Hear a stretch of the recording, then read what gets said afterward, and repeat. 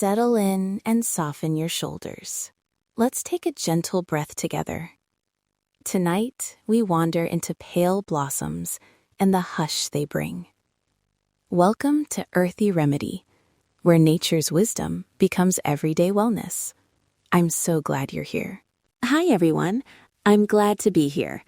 Picture a quiet hedgerow at dusk, tiny cream-colored clusters opening like little umbrellas. That scent, mild, honeyed, a touch green, is elderflower, and tonight we'll explore 3 small ways to fold that hush into your evenings. We'll walk through a single-jar elderflower cordial you can sip or mist, a careful, short floral steam to offer a mindful scent pause for the face, and a tiny vinegar shrub that brightens drinks and dressings. No medical claims, just sensory routines and practical kitchen craft you can try safely. And along the way, we'll touch on sourcing, how to tell the right blossoms from lookalikes, a simple patch test for sensitivity, and safe temperature checks for the steam. Small, careful steps, nothing rushed. Let's pause and name the plant. Elderflower, often from Sambucus nigra, in many gardens and hedgerows. Sensory portrait first. The blossoms are tiny, creamy to pale ivory, gathered in flat, umbrella-like clusters called umbels. The scent is light and floral, with a honeyed, slightly green undernote. Seasonally, you'll find them in late spring to early summer in many temperate places. When you're choosing flowers for the kitchen, look for fresh, fragrant umbels that are mostly open and free of brown or dark spots. Leave the green stems behind when you strip the flowers. Take only the tiny blossom heads.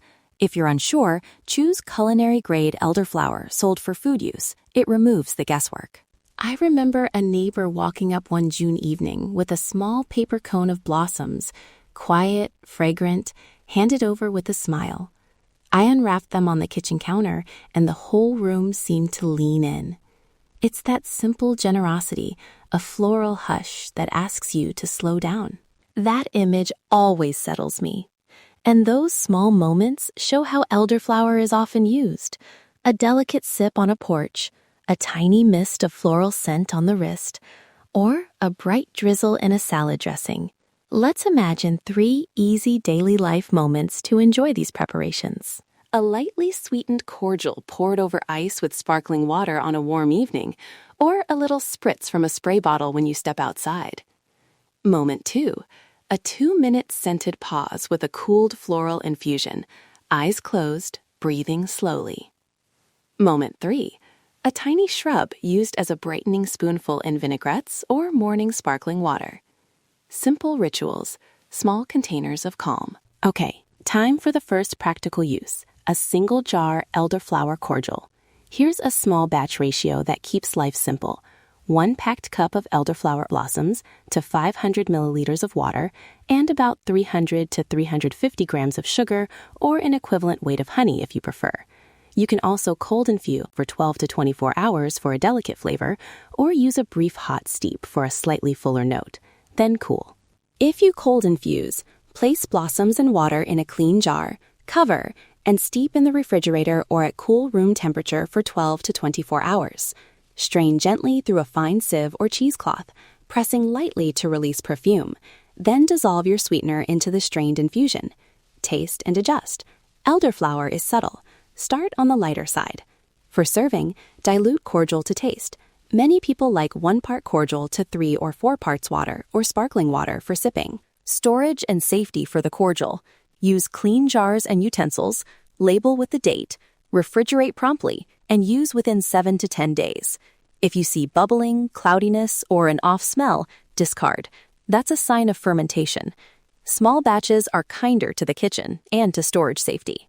Practical use B, a brief floral steam. I want to be very clear about safety here. We're not holding your face over boiling water. Instead, prepare a well-strained elderflower infusion and let it cool until it's comfortably warm, or even room temperature. The goal is scent, not heat. Place a small bowl with the cooled infusion on a stable surface. Always test temperature on your inner wrist before bringing anything close to your face. If you've had recent facial procedures, skin sensitivity, Or if you're pregnant or unsure, skip the steam or choose a cooled chamomile infusion as a gentler alternative. And never leave children unsupervised with any steaming or bowls of liquid. Practical use: a tiny elderflower vinegar shrub, a pantry-friendly cordial base for brightening dressings or fizzy drinks. A simple small jar method: make an elderflower infusion as above, 1 cup packed blossoms to 500 milliliters water. Once strained, measure about 1 cup of that infusion, stir in half a cup of vinegar, apple cider or white wine vinegar work nicely, and sweeten to taste, starting with a 1/4 cup of sugar or honey, stirring until dissolved. Let the mixture macerate in a clean jar for 24 to 48 hours in the fridge, then strain again and bottle. When using the shrub, a splash in sparkling water is bright and simple. Try a teaspoon to a tablespoon per glass and adjust. For dressings, use the shrub like any flavored vinegar. Start small, taste, and build. Label the jar and store refrigerated. Like cordials, use within a week, or look for signs of fermentation and discard if anything seems off. Sourcing and safety brief. Please listen closely. Only use culinary-grade flowers or blossoms you are confident in identifying. Elderflower has compound leaves with multiple leaflets, and the blossoms form flat-topped umbels, followed later by small dark berries. If you're unsure, choose market-sold, culinary-labeled elderflower or buy from a trusted source. Wash freshly picked blossoms gently and remove any green parts or insects before infusing. Also, do a small patch test on your inner forearm before trying a steam close to your face or using any topical mist.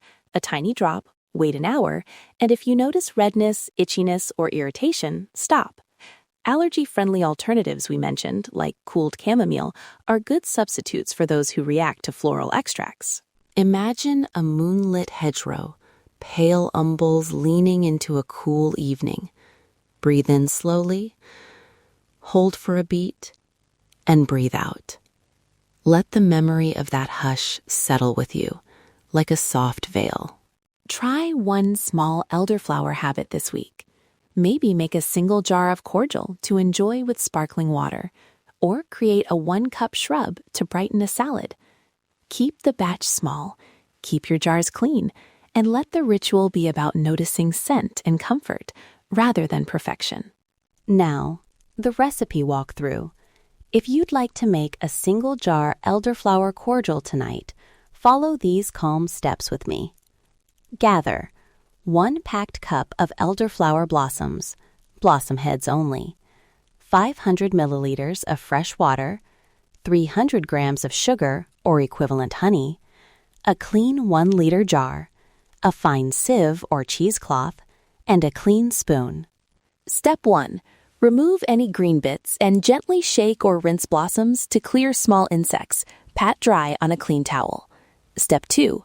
Place blossoms in the jar and pour the water over them. If you choose cold infusion, cap the jar and steep 12 to 24 hours in the fridge. If you prefer a warm method, gently heat the water, pour over blossoms, cover, and steep until just warm before straining and cooling. Step 3. Strain the infusion through a fine sieve into a clean bowl. Gently press the blossoms to coax out scent, but don't grind them. Step 4. While the liquid is cool or room temperature, stir in the sugar or honey until fully dissolved. Taste and adjust. Remember, elderflower is subtle, so sweeter adjustments are normal. Step 5. Transfer the cordial back into a clean jar. Label with the date, refrigerate, and plan to use within 7 to 10 days.